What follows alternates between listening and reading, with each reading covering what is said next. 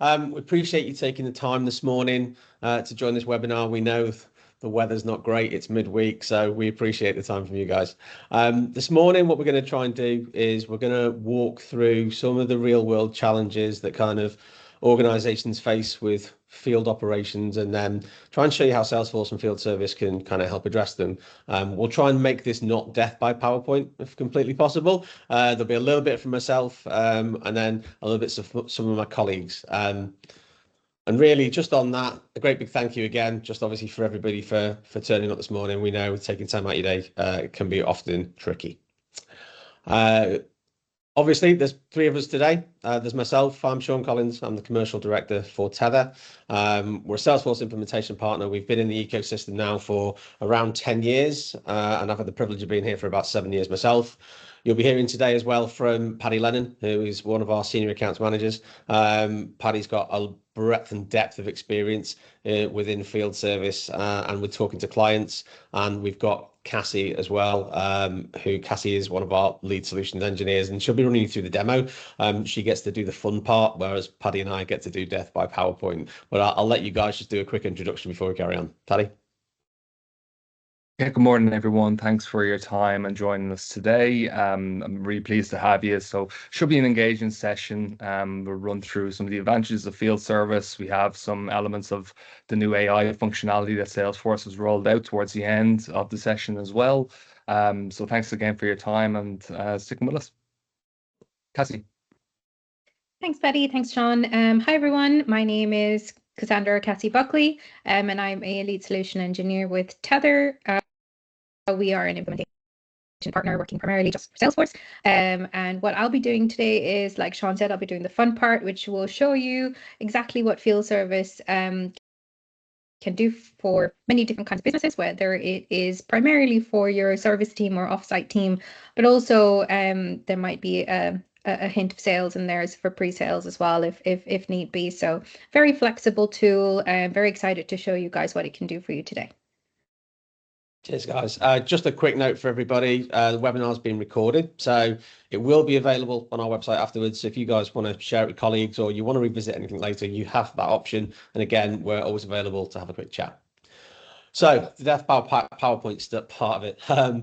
What we're going to try and do quite quickly today is, from an agenda point of view, is give you an introduction to field service and potentially some of the real world challenges it gets.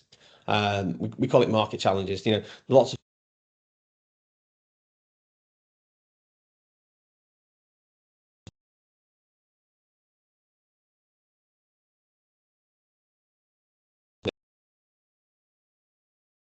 your contact with customers and improve that kind of process and life cycle from the point that an inquiry comes in all the way through to somebody actually going out on site. And then Paddy's going to talk a little bit about sort of like the new era of AI in field service. I'll leave that one to him. He's much better at it than I am, to run through kind of some of the new features. Some we'll be able to show in obviously within the demo org. Some actually, I think we've got some small clips and videos that we've done. We're quite restrained, unfortunately, with demonstration orgs and what we can and can't build. So we'll highlight some of the new features as well as we go along. And then obviously we've got some Q&A that we've had from some people who've sent in. Some people can't attend today, so I'm going to kind of address those kind of questions that have popped up, and we'll run through those at the end. And if anybody else has got anything, please stick something in the chat and we'll happily talk about it. So, introduction to field service. Okay, without reading the screen, you know, what is field service there for? So it can improve your first time fix rates. It has intelligent scheduling and technician enablement. And what that basically means is, how can I schedule the jobs in quicker? How can I get more efficiencies out of things? And that leads into reducing operational costs, obviously, to optimize route planning for your engineers, you know, whether they're using Google Maps, whether they're using iOS maps, it will help them to actually optimize their day. So we speak to a lot of customers where a lot of our engineers finish at 4 o'clock and they really want to get home. You know, they could be on the school run. How do they optimize their day so their work-life balance is actually working and you're getting the best out of them at the same time? We'll talk a little bit about delivering proactive services, and what that means is, you know, Internet of Things, predictive maintenance. If you've got machinery that you have on site, which is actually monitoring the health and status. How can that link up with Salesforce? So you can have assets that are then getting flags against them to say, this machine might need a service. One of the use cases we come across quite a lot is people who have proactive monitoring on the machines that they install and they maintain. How does that actually work, and how does that feed back in? So we'll talk a little bit about. And then really, how is this all built in with CRM? And it's about strengthening customer relationships more than anything. So we'll dig a little bit deeper into that as well. Before we kind of jump into the demo, though, I want to take a few minutes to kind of set the stage and talk about why organizations invest in field service management, the challenges they kind of face, and how field service can make a real difference. Field service at the heart of things is about connection. It's about joining up three critical groups, kind of the office, the scheduling, the office and the scheduling teams, I should say, is one. They're the guys who organize the work. Then you've got the engineers and the contractors who are out on the road. These actually deliver the service that you guys are providing. And then you've got the customers. And the customers are always waiting for, and expecting a reliable professional service. How do you interact with them? How do you keep them up to date so that they feel like, they're getting great service from you? When those three aren't connected, things often start to break down. Delays can creep in, and I think information often gets lost, and that's what we hear quite a lot. And that actually puts a rise in the cost. So customers lose confidence in you, you get increased costs, and you're actually not streamlining and being really, really efficient. When I think about kind of some of the common pain points we hear from organizations, it's scheduling chaos. So this is one of those biggest headaches, teams trying to manage diaries in spreadsheets or in systems that just don't talk to each other. Jobs get double booked, engineers turn up at the wrong time, or work has to be cancelled or rescheduled. It's difficult to see sometimes at a glance who's available, who has the right skills, or even who's closest to the next job. The next challenge, I suppose, is kind of poor updates and communication. A job might be logged on the system, but by the time the engineer sees it, they don't have the right details or even the right equipment with them. Customers kind of feel that frustration as well. They might be told someone else will be arriving in the afternoon, and you've wasted hours at home, waiting for somebody to come out. Or if you've got a time slot, for example, you're waiting for a customer, it's not efficient enough. So inconsistent updates don't just waste time, they damage trust. Behind the scenes of that, this often means unnecessary miles that have been driven, repeat visits, the right part wasn't available, engineers can sit waiting, idle for approvals, and it's not really a great service. So finally, there's the challenge as well of contractors, and we'll talk about that a little bit. For organizations that really rely heavily on contractors, visibility can be even harder. So who's actually available, who has the right qualifications, how do you keep track of performance and ensure, quality standards? How do you make sure all these things are met? These are kind of real day-to-day challenges that we speak to customers about all of the time. And they're exactly the kind of pain points that field service is kind of designed to solve. It's reducing the chaos, streamlining that communication, and giving teams and customers really a better experience. Again, just highlighting these real world challenges that I just talked about there. The reason why I want to look at this screen as well is spreadsheets, double bookings. I didn't mention them a minute ago, but actually this is one of the big pain points that we always see. Whiteboards, spreadsheets. We speak to a customer. I spoke to a customer last week, and they showed me the Excel spreadsheet, and they called it the checkers board. And the checkers board is basically things being moved around all the time. Where they're looking at field service, for example, would be a real benefit, because actually they could move off that Excel sheet and they wouldn't have to have engineers in one column, jobs in another, and the chaos that then comes through. And what they've found as well is double bookings. So double bookings happens quite a lot, because they just don't have the visibility, and people are all looking at the same sheet, and maybe it's not the most up-to-date version, maybe the sharing isn't quite right, and this is where field service, I think, will really help that. The updates kind of comes down to the customers that we talked about before. So missed jobs, wasted time, frustrated customers. I speak to quite a lot of customers where one of their biggest pain points is the communication with their own customers. So when a job gets scheduled, how do they get updated straight away to say, Sean will be with you later on today at 2:00 this afternoon, or actually Sean's not going to be with you because we have an emergency and we'll send somebody else out. This is where the system can automate that and help you at the same time. And then obviously we talked about the contract as well. How do we make sure that we get those visibility from them, from a quality and a skills and availability perspective, because actually you don't have visibility on this kind of thing. Assigning the right person at the right time, no guesswork. One of the great kind of concepts that sits behind field service within Salesforce is the ability to assign skills, to assign territories, to assign times to all of your engineers. So that means, for example, let's say that you have maintenance to do in a school, you wouldn't send anybody that wouldn't have a a DBS check or a Garda check, for example, and the system will be able to tell you when those kind of things are up, or if they've got the right skills to manage a job. Maybe an engineer goes out to fix a boiler, maybe an engineer goes out to fix an air conditioning unit, and actually they need a certain skill to do that. The system's going to then tell you, well, actually, we can't send Sean for that one. We have to send Paddy for that one because Paddy's got a great skill set and it's an emergency call out. And how does that look? And I think Cassie's going to touch on that a little bit later when it comes to call outs and emergencies. And then how do the engineers as well get that instant job notification, mobile updates and digital signatures? So there's lots there to talk about. And what we'll do is we'll talk about how field service helps here. So when it comes in, instead of manually allocating and guesswork, it's using AI-powered scheduling to look at the skills, location, availability, travel times, and automatically assigning the right person to the right job. I'm trying to make this not death by PowerPoint today, so I am going to keep this a little bit brief. From an interconnectivity point of view, can't speak today. How does that tie in with CRM? So field service actually works hand in hand with your CRM in Salesforce. It's actually built on the same data layer, and it's that same trust layer that we have across all of the products. So we have sales and service. So how do your sales team see all of the jobs? Because as an account manager, I might need to be in contact with a customer to let them know that there are people coming. How do I see those? And from a service point of view, how do they see what's been sold previously? So because they all live on the same data layer, it's one customer journey. The cases in Service Cloud as well will be able to work hand in hand with the opportunities in Sales Cloud. So when a job comes in, what was it sold against? What were the asset that you need to see against? And how can we have that trigger things automatically within the system for updates and notifications? And then the dashboards, I think that Cassie's going to cover for those fixed rates and completion times, utilizations and costs, I think is really, really key. Cassie, I'm going to hand over to you. Because you get to do the fun bit and I get to be quiet for a little bit, if that's okay. Yeah, not a problem at all. So I am going to share my screen, Sean, if that's okay. And I'm going to take over from you.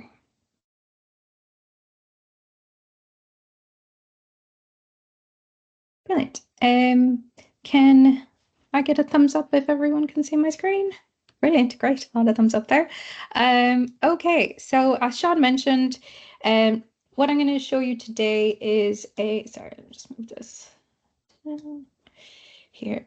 Brilliant. Okay, so today what I'm going to show you is how Salesforce Field Service will connect your customers, your dispatchers, and your engineers in one flow, from request to resolution. We'll start where your customers are. So a case or a booking comes through via phone call or from the web or email. We'll convert that into a work order with the right asset, entitlement, and SLAs, and then we'll schedule it based on skills, location, parts, and calendars. And then on the day of the job, the technician's mobile app works fully offline with safety checklists, guided steps, and stocks if we need to. We'll capture photos, notes, and also the customer signature, and then we'll also trigger real-time updates back to the dispatch and to the customer with any live ETAs as well. Finally, we'll close the loop with debrief time materials and a quick view of KPIs, things like, as Sean mentioned, first-time fixed rates, travel times, SLA attainments, things like that. So what to listen for on this demo is that you will have fewer manual handoffs, you'll have faster scheduling, and accurate field data flowing straight into your Sales and Service Cloud and your ERP if it's connected. And if this maps to your world, you'll have planned maintenance, emergency callouts, installs. You'll see how Salesforce Field Service improves your first-time fixed rates, reduces your travel, and it'll also lift your customer CSAT scores. At the end of the demonstration, I'll hand it over to Paddy, and then towards the end of it, we'll have any Q&A. So just bear in mind, if you do have any questions, we'll take those questions towards the end of the demonstration.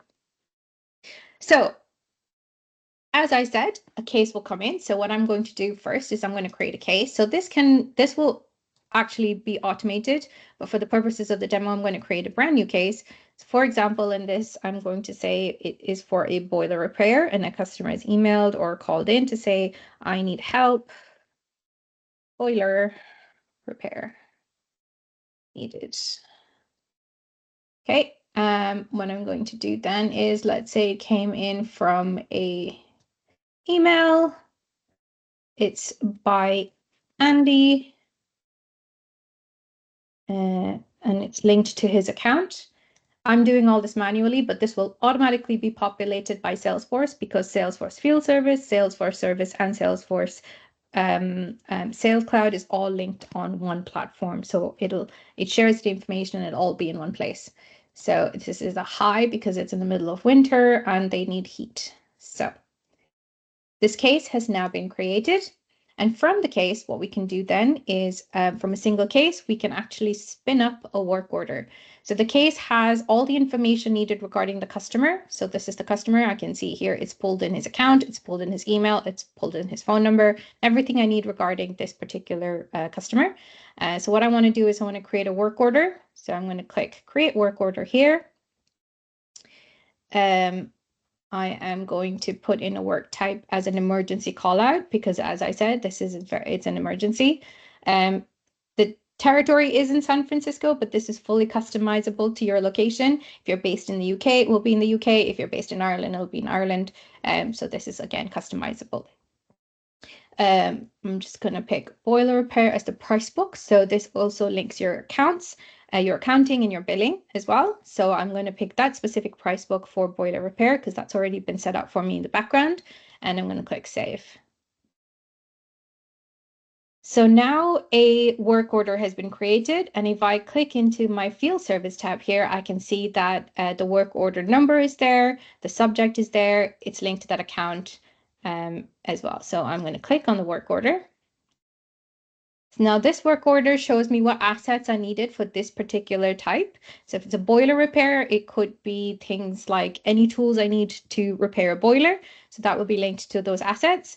Maybe it's replacement parts, maybe it's specific tools, whatever it is, it will be there and I can have access to what I need there as well.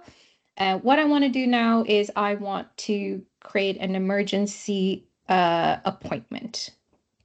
So this is the emergency dispatch. I can see it's a service appointment there. It's an emergency call out. This is the address. And again, it's pulled that information from the customer. And the territory is the territory that's assigned to that customer who is currently in San Francisco. So if I click on emergency dispatch here, what it's going to do is it is going to load, and it's actually going to show me a map view of my where my customer location is and also who's available in the background. So this is where my customer location is, and I can see here that this person is 1 minute away, this technician is 8 minutes away, 13 minutes away, 15 minutes away as well. So this is a map view and I can get an immediate snapshot of all of my resources. However, what I want to do actually is I want to see it from a list view. So I'm going to go into here and I can see, oh right, my admin user here has 1 minute, ETA is 1 minute. So I'm actually going to dispatch this person because they're the closest. I'm going to click that. So this is going to give that admin user a notification that they have an emergency dispatch. Great. That's now been scheduled. So that service appointment is now been scheduled in the background. The customer will immediately get a notification via an SMS or an email that a technician is on their way and all the details of their appointment is done. So now what I want to show is that we also have on the specific work order, we also have work plans that you can see on the right-hand side here. Now, the work plan is something that can be fully customizable for your vertical or for your industry. So, for example, we have worked in the past with maybe insurance companies, and in the insurance industry, they might have specific work plans related to assessors that would need to go on site to make any assessments for insurance claims. So they might have specific work plans to follow or steps to follow. Maybe if you are in the construction industry, you could have surveyors that go on site and there's specific work orders that needs to be done to gather materials or things like that for pricing and billing and things like that and quoting as well. So again, this work plan is completely customizable. And as you can see here, it's a step-by-step view. So this is now how the work order has been created. An emergency service appointment has now been set out. What if you want to schedule just a regular appointment? So what we're going to do then is we're actually going to go into the field service tab. So you just click on the waffle here and you click on the field service and it will bring you to this page. It's just a matter of switching between apps. It's a single pane view. You don't have to log in and log out of multiple systems. It's all in one place. This is the beating heart of any service industry or service business, because this is the dispatcher console. This dispatcher console is the heart of your service operations. And if you can see here, you have everything that you need to schedule appointments, to reschedule appointments, to make changes as you need, and to see the capacity of your resources. It's all in one place. So if you see here, it says San Francisco, and these are all the resources I have available in this particular territory. If I want to see all of my territories, let's just select all and save. So this shows your multi-territory operations. So you have your San Francisco territory. These are all your resources. There's this territory, maybe in a different city or a different territory. These are all your resources available. It also can be divided into crews or teams. So you have different capacity as well for your different teams, and you can keep track of the capacity for your different resources as well. So, but for now, I just want to focus on my territory, which is San Francisco. So I'm just going to narrow the board just for this.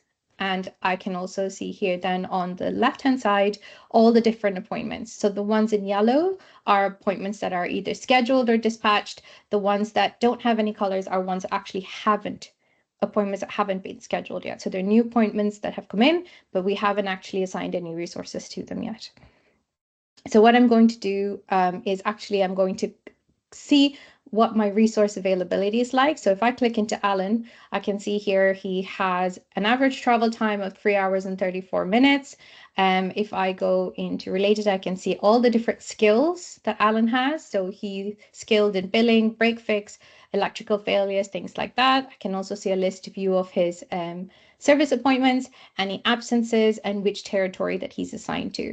If I go into the map view here, actually, it'll also actually show me his appointment for today, but it'll also show me his travel time from home and his routes as well.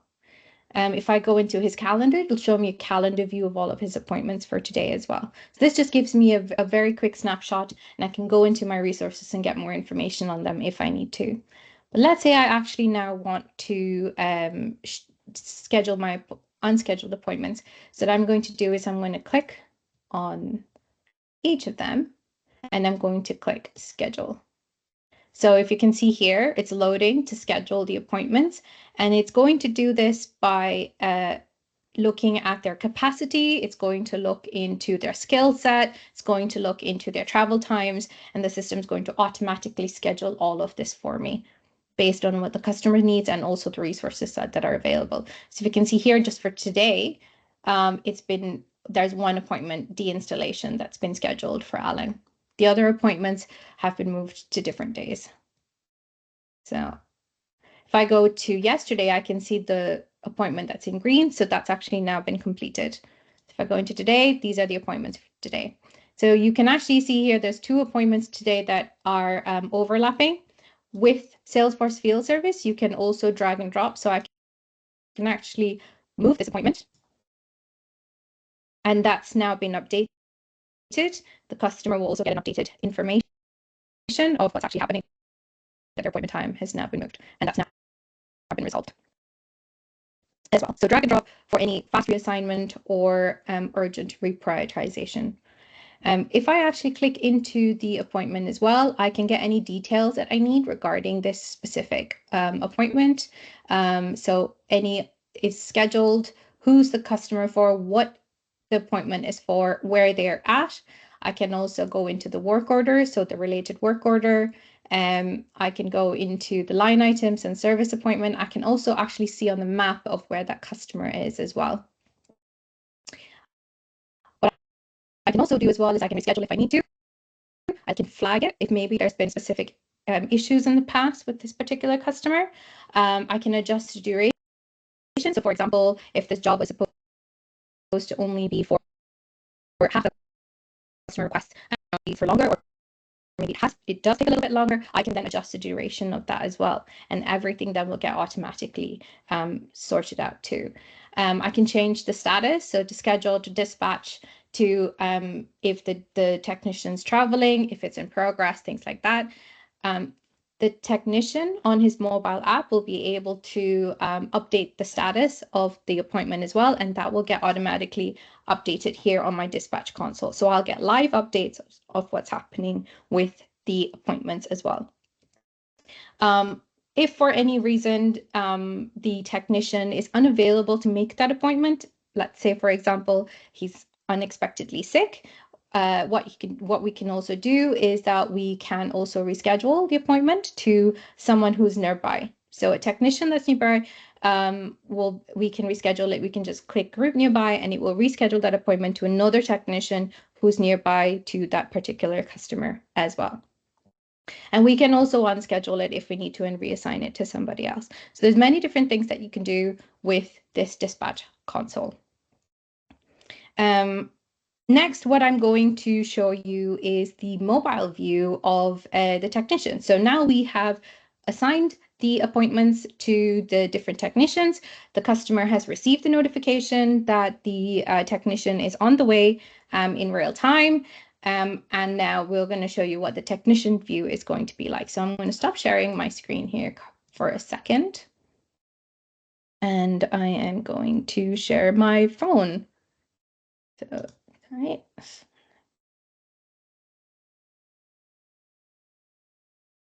Okay, so share. Okay, just to check again, okay, thumbs up, brilliant, thank you, way ahead of me there. So this is the mobile view. So I'm actually going to go into my handy dandy Field Service app. So this app is available on the Salesforce App Store or App Exchange. Can't say App Store, that's it's copyrighted. Sorry, the Salesforce App Exchange, and it's easily downloadable on your phone, on your tablet, however you want your field service technicians to work off. They can just download the app and log into their account, and when they click on it, it will open your field service app. So if I just refresh that really quickly, I can see here all of my appointments for the day. My mobile appointments for the day. So I can see here, that's today, that's Wednesday. I've actually already completed my first appointment and I want to go into my second appointment, which is the boiler fix. So if I just click into that, it's going to show me the work order for that particular appointment that was just there. So on this app, I can actually see the address that I need to go to. If I click on Get Directions here, it's actually going to open my map view, either Google Maps or Apple Maps or whichever map view that you prefer.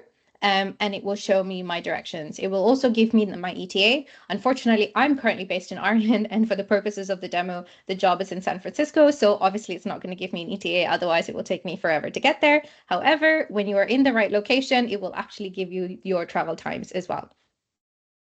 You will also have, the technician will also be able to contact the customer for any kind of updates, if they need to call them, if they need access to the site, or maybe there's things that they need to ask them.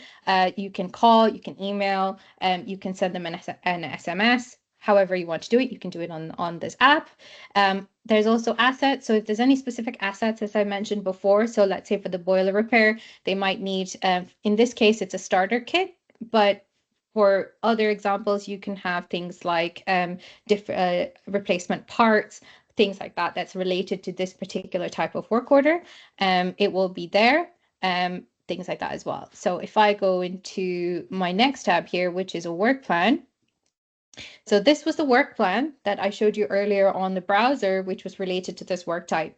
Again, like I mentioned, as a technician, it shows me a step-by-step view of what I need to do for this particular job. So for example, if I'm doing a solar installation, it'll give me step-by-step view of exactly what I need to do to install a solar product. Or if it is something like an assessor on site, there's specific things that I need to check. It will give me that step-by-step view, and I can then tick exactly when I've done it, and it will update the different steps as I go through it.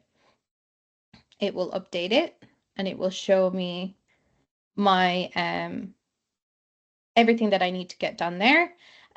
If there are any forms that needs to be done, so for example, if it's part of my compliance that I need to have a safety assessment done of the site, or I actually need to do a vehicle inspection for the purposes of my MOT in the UK, or things like that. Maybe there's certain things I need to get, checklists I need to get done. I can do that as well. So I can start my safety assessment, and you can do this. The technician can do this either before they start the job, or during the job, or after the job. It all depends. This is fully customizable. So I'm not actually going to do all of them. I'm just going to complete it for the sake of time. So now that's all completed, and all of this now is saved on the app. It's saved on the Salesforce platform, and it's saved against the work order. It's saved against the customer record as well. So everything lives in one place. We call that the Salesforce Customer 360. So everything exists within Salesforce. It will be saved against Salesforce, and anyone who needs access or should have access will be able to go in and have a look at all of this. So the dispatcher back in the main headquarters will be able to see all of this updates as well in real time. So if we go into products again, so the products consumed here is basically anything that maybe the technician has something in the van, so it's that warehouse management piece. So if this technician has any products in the van or stock, let's just say, for example, maybe something like copper wiring that they're using for this particular job, they can then have those list those products here and say that this has been consumed. So we will know, or the people back in HQ know, right? So this asset has been used. We'll need to replace it ASAP once they get back. So it's just a little mini warehouse management system that we have within the Field Service app as well. If I click into the details tab, I can actually then see everything related, all the details relating to this particular appointment. So I can see the work type, I can see the priorities, I can see who it's related to, all the different things. And again, these fields are all customizable. These are just out of the box currently to show the very basic information that needs to be captured. However, depending on the type of business that you have, different industries have different information that you want to capture when you're out on a job. You can customize those as well. And if I go into related, I can actually see then all the different things that I need that are related to this work order. So for example, if I'm doing any type of quoting on site, maybe the customer is requesting more work to be done, or they need more work to be done, or the quoting hasn't been completed until I've actually finished the job, so I know exactly how much everything needs to cost. I can then put in the quotes for that as well. Timesheet entries, if you are managing timesheets, you can do that here as well. Any expenses, things like that. Also, I have access to articles, knowledge articles, things like that. So if I don't actually know how to do something, obviously nowadays you can ChatGPT most things. However, in very specific industries, ChatGPT is quite fallible. So I would suggest, if you do have specific knowledge articles, things like that, for maybe newer people who have joined, or maybe someone who just needs to refresh their knowledge on exactly what needs to be, how the job needs to be done, you can put that in here. They can get access to what they need very easily at their fingertips as well. So if I go back to my overview, I have now completed the job. I've worked step by step of what I need to do to fix this particular boiler. I've replaced the part. I've now made all the different updates that I need to. The customer looks pretty happy with all the work that's been done. So what I need to do now is I need to get sign off from the customer to make sure that they're happy with all the work that's been done, and also to have a record of everything that I've done today. So what I'm going to do now is I'm going to click into actions. So this is kind of a pop-up here, and if I push it up a little bit. So what I can do with these actions as well is I can create a quote, I can create any return orders, I can also have a new order line item. So if any new orders come up, I can put that in. Again, time entry. Something that I forgot to mention earlier as well is the service appointment. So this piece here is actually quite important because it will update the customer on my travel time. So if I'm en route, I can just click en route and it will let the customer know that I'm on their way. So they will get, and when the appointment gets scheduled, the customer will know through the dispatcher console. They'll get a time that I'll be around. But again, depending on traffic and things like that, that time that isn't necessarily might be accurate. So I can give the customer real time when I finish my previous job. I can give them real time updates on when I'm going to be there by clicking on route. And when I start a job, I can click check in, and when I've completed the job, I can click check out to say I'm done and I've completed it. If I'm running late, I can put that in as well. I can change the appointment status here again, as I mentioned, to say that I'm working, so the dispatcher back in HQ will know exactly the status of the appointment. So what I'm going to do now is, now that I've completed the job, I'm going to create a service document. So if I click on that, what it's going to do is it's actually going to create a full branded document. Now this is a template that's been created in the background, and it will have all the information relating to the job. I know it's quite small, so apologies for that. Let's see if I can, okay, there we go. We can scroll in here, so I can see all the account information, the appointment information, most importantly, any descriptions, any notes that I've taken, most importantly as well, the time that I've spent, also any of the line items, products consumed, the instructions, everything like that. Again, this is a template, so depending on what information you want surfaced to your customer, or what information you want captured, you can do that here as well. So what I want to do actually now is I want to get my customer to sign off on this. So I'm going to click add signature. So the customer can add their name. So they can either use their name as their signature, or they can just sign on, excuse my very ugly signature, but they can also sign on the iPad or tablet or phone or whichever portable device that your technician has, and they can save it there as well. So now that's saved onto the document, and I'm going to generate.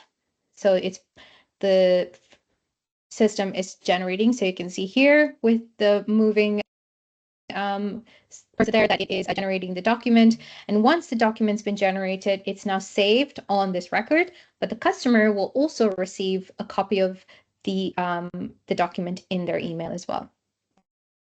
So now that job's done, finished, let's go back to my page, and I can move on to my next job there. So this app is my single source of truth for everything that I need to get the job done. I can also request absences. So for example, if I am sick, like I mentioned earlier, if the technician is sick, they can just put in it if they need a break, maybe if they're on their lunch, so they're not available, or non-availability, and then they can complete that, and the dispatcher back in HQ will get a notification of that as well. So this is the Salesforce Field Service app for the technician. Now if I go back to sorry, I'm just going to go back to my browser, and this is now just a very, very, very simple dashboard of reports. Now this is a Salesforce dashboard that contains reports based on all the information that exists within Field Service, but it can also pull information if you have your service teams, your sales teams, whatever it is. If the information exists in Salesforce, you'll be able to report on it. And these are drag and drop dashboards. They're clicks, not code, so it's very easy to create. It pulls information in near real time. So your service manager or customer service manager will be able to get up-to-date information and metrics and performance insights straight away, and they would be accurate based on the information that's been input into them as well. So as you can see here, for this this dashboard, I'm viewing it as a service manager. I can see my work order count, how many work orders has come in. That's quite a lot of work orders, but that's great. It's more work for us. What is the first time fixed rate? It's 100%. That's extremely positive. So the rate is fixed 100% the first time. So work order by account. So I can see how the customers, how many work orders that they've created, how many issues my customers are having, repeated issues. So these are performance metrics. Insights that you can get from them as well. So you can get your work order priorities, work order status, your service appointment status. So you can see here we have 144 scheduled, we have 59 that is unscheduled, and then we have here that 10 that have been completed. Maybe this is just for today. And work order by month. And this is just a visual snapshot of the KPIs and reports that I need as a service manager to know what's happening with my service team. So I get live performance insights, not end of the month surprises that everybody dreads. So this is our field service very quick demonstration. I hope I didn't go too fast. And if you do have any questions, please keep them for the, you can type them in, but we can review them at the end of the webinar. Thank you. Thanks, Cassie. You always get the fun part. Look, I'll take over the screen here for a moment and jump into some of the AI aspects that Salesforce is rolling out. Can everybody see my screen okay? Give me a thumbs up. It's coming through. Wonderful. Right. So look, the main thing to add is that AI is adding a new layer of value on top of the functionality that Cassie's seeing there. Really not just a buzzword anymore. I know everybody's been talking about it for the past couple of years at this point. And actually, I'll share a few statistics just to kind of convey that from 2 surveys that were just done in the past couple of months, just to kind of show its prevalence and its uptake. Quite surprising, actually. So 79% of service organizations are now investing in AI. And that means they've either already implemented it or are actively building AI solutions and experimenting with AI solutions. So, you know, it's mainstream now at this point for service organizations. It's not just a hype with that statistic you see there. And this one really honestly surprised me. It was an anonymous survey. 81% of field technicians want AI agents to make their job easier. I'll be honest, it's higher than I'd have guessed. I thought there might be a little bit more skepticism, perhaps, around AI agents doing the job of the field staff out in the road. But I think a big part of that really is what they see what's happening in the office. The administration teams, managers are getting relief from all manual repetitive jobs that they used to do before AI. It's like maybe it's a certain like fear of missing out or FOMO almost, but in a good way, right? So technicians are seeing those office staff shed some of their busy work. They're thinking, why can't we get that in the field also? And they're ready for an upgrade and a better way to spend their time and spend their skill set, right? Because some of these guys are highly skilled and they should be doing what they do best. But the last one I'll just convey here, the flip side of that as well, right? So 66% of field technicians are experiencing monthly burnout.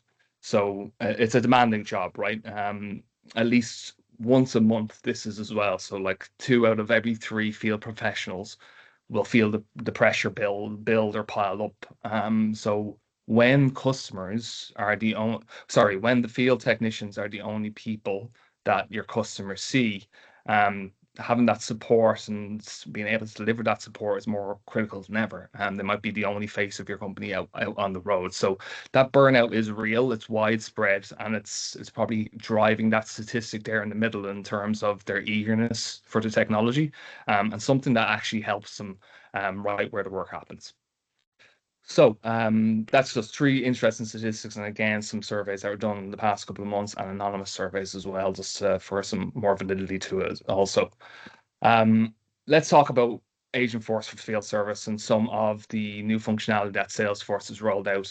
There's a lot there on the screen, right? Salesforce has 3 major releases per year, but they put in a lot of time and effort into fleshing out the functionalities of each of the various different clouds. I don't have time to go through all of these today. I've bolded the top 4, right? So I'll give you a quick kind of 20 seconds clip of what does that look like and what's it doing for customers. So, and again, look, if you have any questions about anything that you see on screen, anything kind of stands out as an interesting topic for you, more than happy to kind of have that chat, of course. All right, so we're going to look at the first 4. First, it's the employee agent, and see if I get that little video to start correctly. So employee agent in action, you can see here on the right-hand side, where basically the dispatcher is asking for a summary, of the scheduling issues that are coming up today. So Agentforce is looking that up, and it's about to give an instant actionable summary. Finds that there's somebody out sick and that all those jobs have already been rescheduled by the agent, so it takes some of that job away from the dispatcher themselves, and then a series of various different service appointments that need attention, emergencies, unscheduled appointments that are still due, any overlaps, etc. So it's filling in the blanks, or the agent is taking on some of that responsibility, and it's just there living inside the Salesforce instance and prompting for the agent to kind of take that action. Next, I will move into, excuse me, the asset health. So in this quick one, it's probably only about 3 or 4 seconds long. I want to pay your attention to the top right of the screen so you don't miss it, right? And I'll hit the play button. In this particular work order and case is actually for a dishwasher. So a customer, let me see if it's playing now, apologies.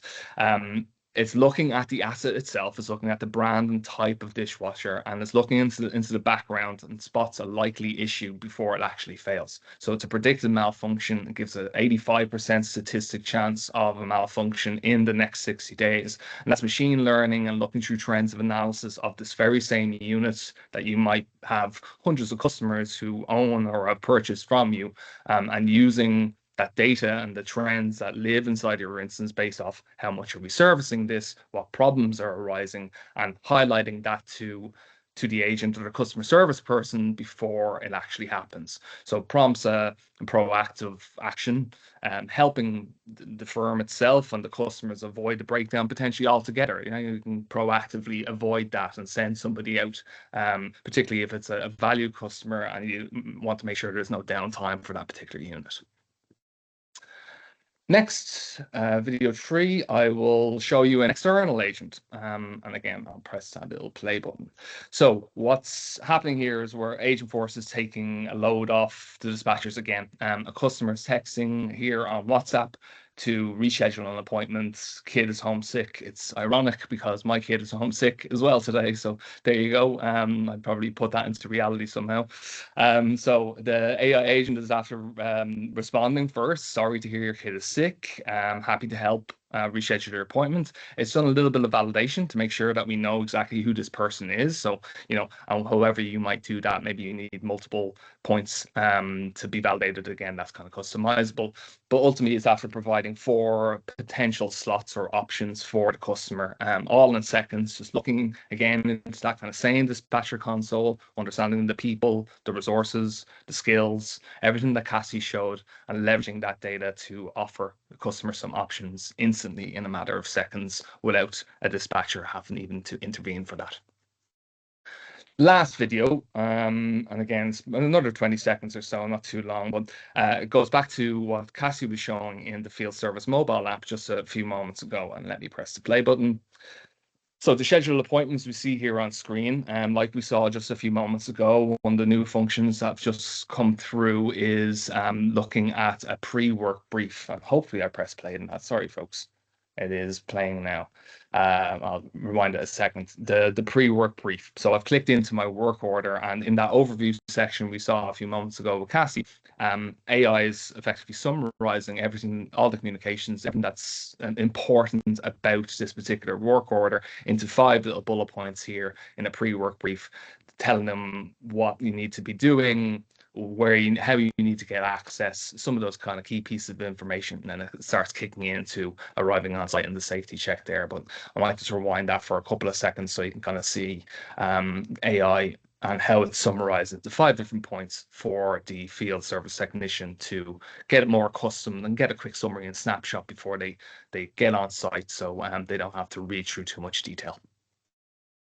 All right, so again, just 4 examples, if I was to go back a couple of slides to what we saw there as far as the various different kind of functionalities that are there for Agentforce Field Service.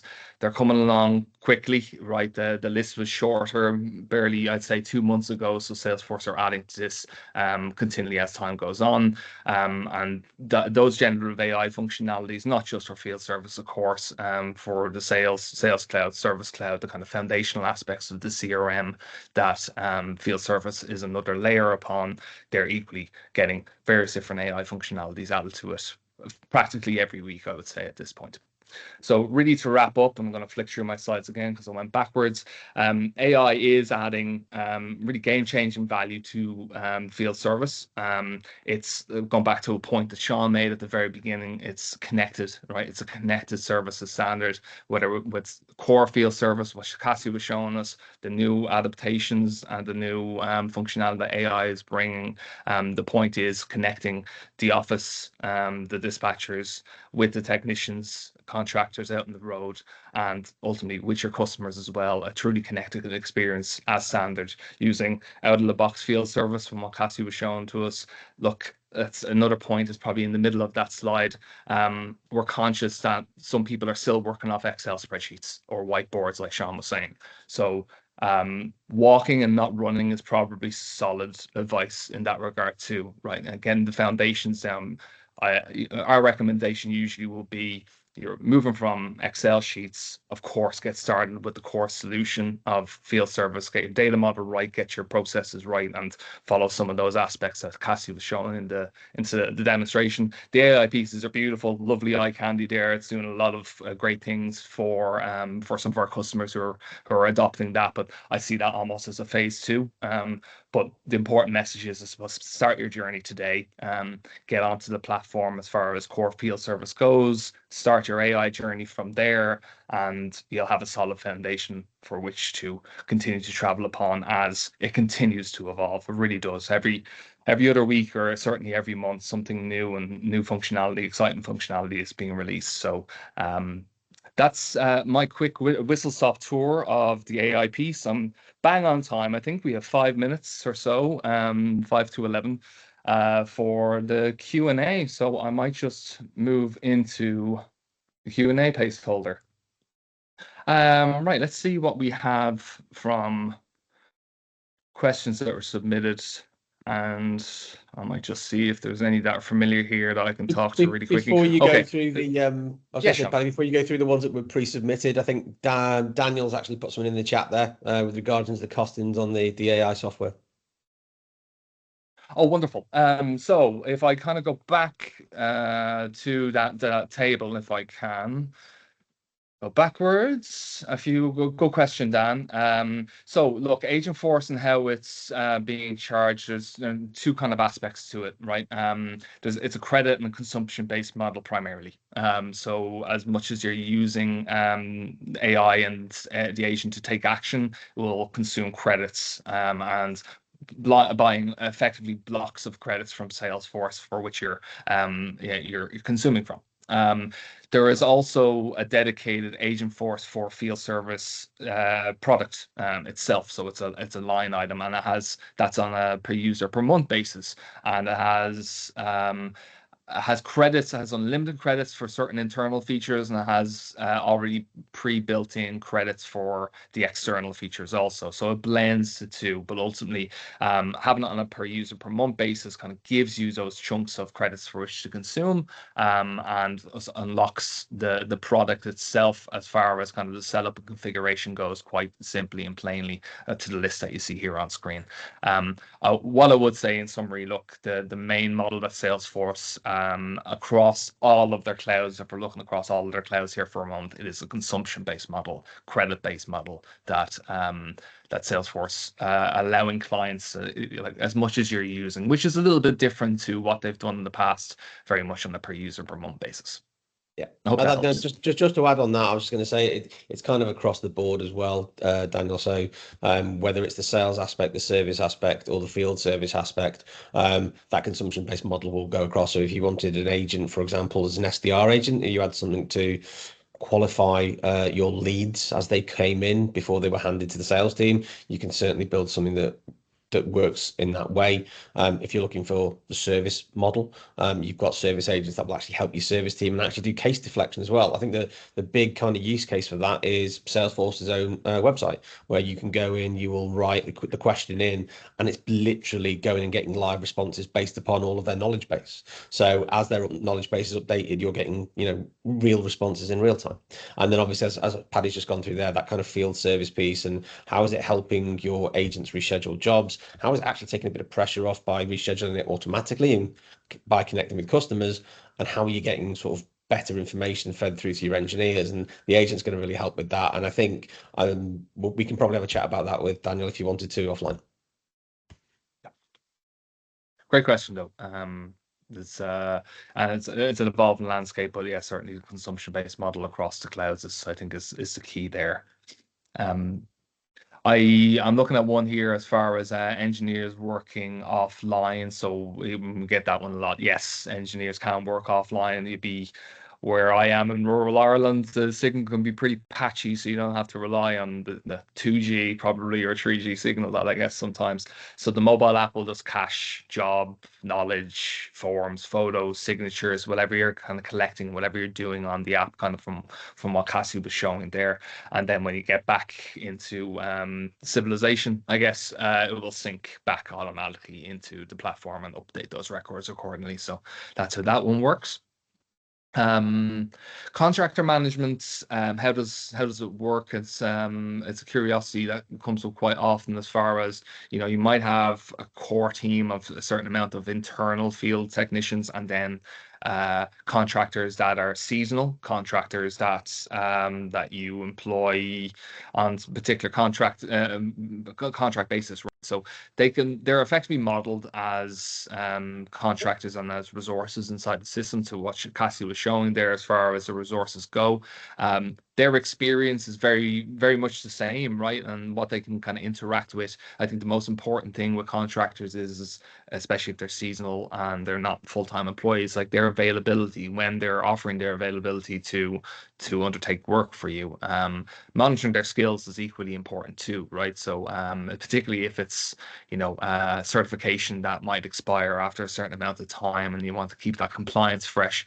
We have a contractor we haven't worked with maybe in 2 years. You want to bring him back on board, validating those requirements, etc. too. The system will kind of prompt that action and activity for the scheduling of that resource to even happen in the first place. So it kind of takes, again, a bit of the guesswork out of the process. It pushes you down the right path to make sure the right person is going to the right job. And customer notifications and tracking was a question. So tell us a little bit more about the notifications. So like there's an appointment assistance therein. We didn't feature too heavily in the demo, but like Cassie alluded to, as far as SMS, if it's email, a lot of people are using WhatsApp nowadays. It's something we see at Tether with a lot of our customers. I think in the past 12 months in particular, that WhatsApp has really exploded as far as a communication method. And that's for field service. That's equally too for service, for you know, people answering, sitting in the office and answering customer queries, or taking customer queries by WhatsApp is very, very common nowadays too. From a field service perspective, using those mediums, SMS, email, WhatsApp, etc., to send confirmations, send reminders, give that ETA of the technician tracking of, you know, they're en route, as we saw with Cassie's demo, etc. too. That's all built in part and parcel of the solution. Any other questions here stand out to Cassie or Sean? I think that's the most. Yeah, I mean, I would. There's a couple there I've seen now, which I think tie in with some of the stuff that Cassie was showing as well. So there's a couple of mobile questions I think that were submitted. So is the mobile app synced with the desktop view? Yeah, absolutely. Look, you're running off the same platform. It's looking at the same data. You're just looking at it from two different devices. So your engineers will obviously have the mobile view. That's their live look into the database to see what's going on, and any updates that the guys in the office will be doing, they'll see in real time, and vice versa. So it is in sync all the time. I think you covered as well the point there that someone asked about, that offline view. And I think Ireland's probably a good kind of example with that. There are some places quite remote that you can't get the signal there, and as soon as you come back into a signal, it will sync up. There was a little bit few there on mobile functionality for signatures on custom service reports. So Cassie showed a report there, which was obviously one that we've pre-built, and somebody had asked about, can they create their own? Yes, you can create your own system reports there, so that service reports, I should say, so that if you do need to collect different bits of data and present that to a customer and get signature, you absolutely can. You can click in and out of jobs as well for timesheet purposes. So lots of people, and then this is one of the questions we've got, and we do get quite a lot actually, is can an engineer click in so that we've started a job? And can we see the location of where they were when they've clicked in? Look, this is something that comes up quite a lot. Some people like to track where their employees are. Did they click in to say they started the job when really they were having a coffee in McDonald's car park? Well, that's probably a conversation internally. But yes, you can do that. So you get geolocation stamping every time you click into a job, and every time you click out of a job. And what that can actually do is automate your timesheets as well. So if you do have people who are on a contractor basis that are on salary, you can then roll up their timesheets at the end of the month. And one of the last ones there was, can they see the engineers' routes for route optimization? And I think Cassie's covered that already. So being able to help your team just make better decisions and optimize their day, and actually you can see the routes that your engineers are taking as well if you want to. Some people turn the feature off because they don't want to track the people that they work with down to that nth degree. Some people just need it for compliance, to make sure, especially with net zero being such the kind of topic that it is, are we making sure that we're optimizing our routes properly so we can track everything? Yes, we absolutely are. The last question I was going to cover there was, someone asked me a question on what's the difference between the kind of like the scheduling assistant and the optimization. The optimization is kind of a global plan, which is customized for you. So I think in the demo, Cassie clicked on a series of jobs there where she went, right, go and schedule these jobs. And what the system's actually doing is it's looking in the background to say, is this job the right fit for the person? Is it in the location? Are we optimizing the route of the engineer? And it's actually building that. And there's lots of calculations that are taken into account. You can define what that looks like. So from a point of view of saying, actually, I want to make sure it's the right person for the job, as opposed to, is it just the closest person? You can define that in the rules that sit in the background. So when you run the optimizer, and you can get an optimizer report, and maybe that's something we can put on the end of this when we put this on the website, we can show you what an optimizer report looks like. So if you manually scheduled all your jobs and then click on the optimizer, you can get the system to reschedule all the jobs based upon the criteria that you've set, which makes it the best optimized route for your company. So again, maybe something we can put on the end of that. Is there anything else there that you've seen there, Paddy, from a questions point of view before we kind of wrap this one up? No, the only one that kind of stood out where you were talking a moment ago about like signatures and the service report too is that something that's very common is taking photos as you kind of progress through a job, or a photo as you arrive, and you see it right with delivery people all the time now. So it's like a photo of your parcel underneath your wheelie bin kind of thing to kind of prove that the person was there, right? So and it's common, right? And we're seeing it more and more now, as far, maybe not that particular example, but we're seeing it more as the unit or the access way, or what did the settings console look like on the machine before you started, and then after you've completed the job. So that photo taking requirement, and whether that's loose and whether that's like a nice to have for diligent people, or mandating that, and that it being a required step as part of the plan when you arrive on site, quite prevalent. And we're probably seeing that more and more. So just in case that wasn't shown too much in the demonstration today, of course, very possible to kind of attach those media pieces alongside the work that's being done. I think that probably ties in with the assets piece, and that was a question I was going to cover, I think, later on, but I might as well do it now. There's a question there on assets. I don't know if you've seen it, Paddy. So assets tracking in the system, and the question was really, do all the work orders, every time a job is assigned, can it be associated with the asset?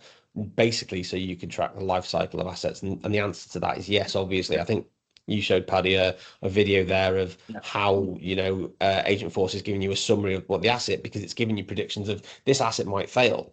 And that's because it's got a series of work orders attached to it. And it actually ties back into a little bit of what we talked about at the start is, you know, can we get machine learning in real time? So if you've got monitoring software on assets that you've installed, and we have a lot of customers that do this, how can it speak to Salesforce in real time? Well, if it's giving updates in real time to say, actually, there's an issue, you can have that automatically flagged. And then Salesforce will be logging all that against the asset. So that it says it's had an issue 5 times in the last 2 months, and it's always the same issue.